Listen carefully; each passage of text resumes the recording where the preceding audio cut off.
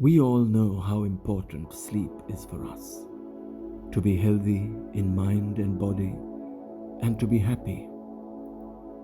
Sometimes, because of the fast pace of our lives and certain situations and circumstances, we find this supposedly simple act very, very difficult. There could be any number of reasons for this and many ways to overcome it. One of them is the sleep story. Phoebe Smith, a popular writer of sleep stories, has this to say: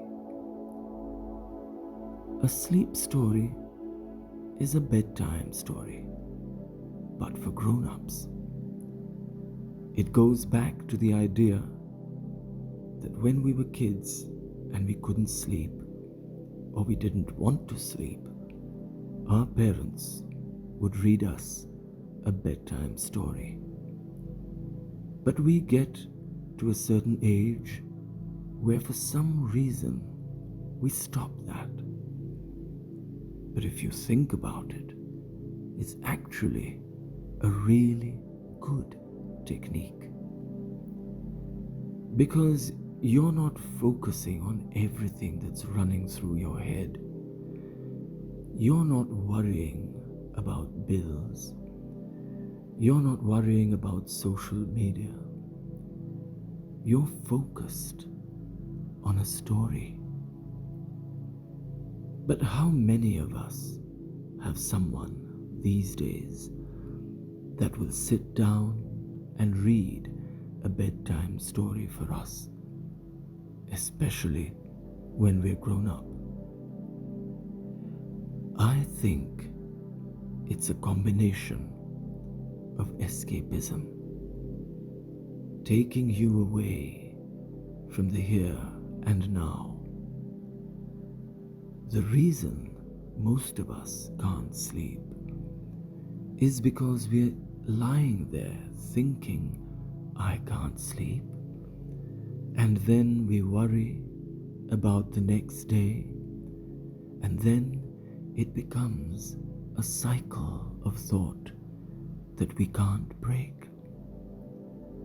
What the sleep story does is it takes you away from all that, and especially, I think, the ones about travel. They take you to another place, and there are lots of gentle sensations, lots of description, so you really feel like you're there.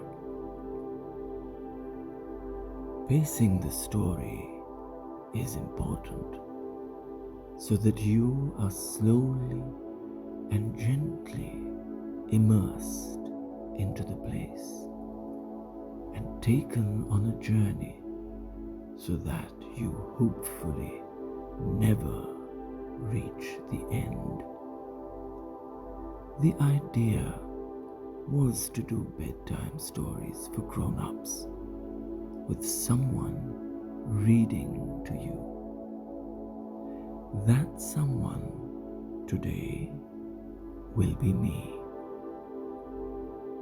This is my first sleep story reading, and I really hope you don't get to the end.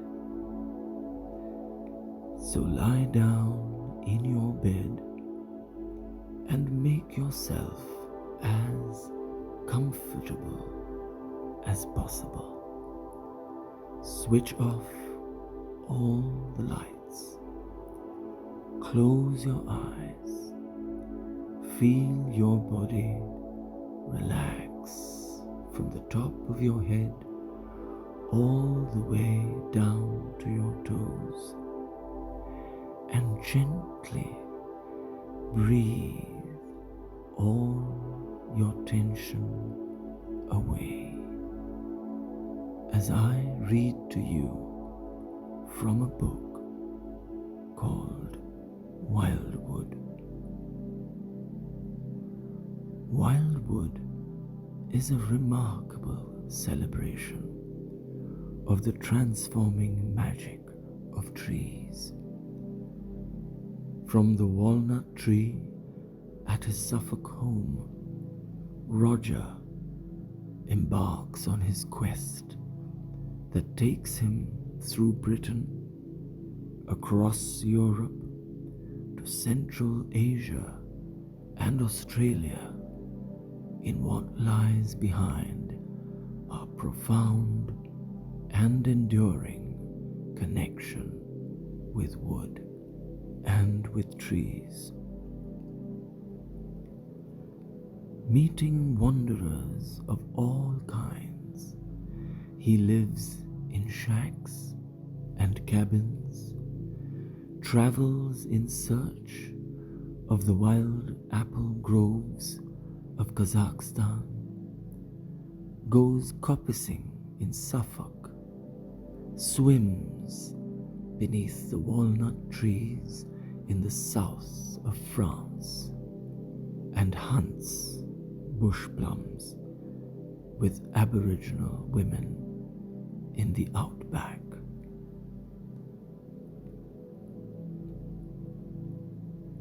A fragment of the Newland oak stands on the windowsill before my desk. I rescued it out of a cowpat in a meadow at Spout Farm in the Forest of Dean, where the great tree, 44 feet 8 inches in girth, stood until it fell in a storm one night in May 1955. Weighing just 2.5 ounces, my relic is roughly triangular and measures 3.25 inches on 2 sides by 1.5 inches thick. It is shaped like the figurehead on the prow of a ship, with the streaming full head of hair such a goddess or ancient Celtic queen would proudly wear. It always seems feminine to me and has a powerful presence. Sometimes I decide it is Diana in full cry, with her hounds at her heels, racing after the quarry, her graceful arm drawing the bow, golden tresses blowing in the slipstream. The flowing lines I see as hair are the complicated, liquid, playful contours of the grain. What I have here is part of the surface of the trunk, however tiny by comparison with the immense full hide of the tree. I have stood in its ruins and do not doubt the measurement or my friend's estimate that it was over 750 years old when it fell. Now it is no more than a stubborn atoll of dead wood, a nuisance to the farmer, a nest of nettles, a rubbing post for cattle, assailed by the elements, an extinct volcano sinking into the grass. The grain of my figurine is intricately wrinkled full of little waves like the kinks in my mother's hair where the Kirby grips pinned it. The surface is polished perfectly smooth where the cattle have rubbed against it, and crazed or minutely fissured where the sun has dried or shrunk it. It is lighter in color than a chestnut and a little darker than a camel's fur, but with the same dun brown softness. Yet tannin and iron salts have reacted together over time to harden the wood into something approaching rock.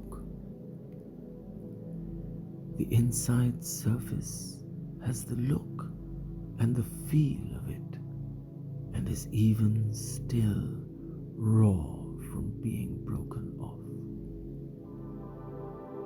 Turning the piece over in my hand, I notice for the first time that two flecks of mud still cling to the wood, and there is even a single gleaming splint of straw, no longer than an ant, embedded in the grain like quartz or a hint of gold.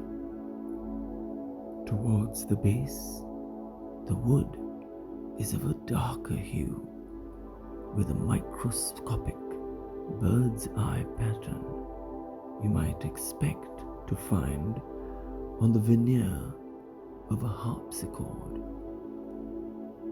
But the uneven surface of the whole, its sutures, pingos, potholes, and tiny tumuli, throws 100 miniature shadows across it. The longer I gaze at it, the more interesting this toenail clipping of a giant becomes. It is an exquisite thing in shape and texture, and in the infinite complexity and refinement of its grain. On the web outside my window this morning, 60 concentric threads, just strong enough to catch a fly and entangle it. The morning sun catches the silk and backlights each thread in burning white. A spider's web follows the same pattern as a tree trunk. Each concentric ring represents a patient circuit by the engineer, and the radial threads represent the rays of wood along which a trunk will sometimes split as it dries. 3 weeks ago, by night, I steered a sailing boat out of the Solent and into the Beaulieu, following the narrow channel by lining up certain houses and trees on shore with the port and starboard posts and lights that stood eerily out of the high tide.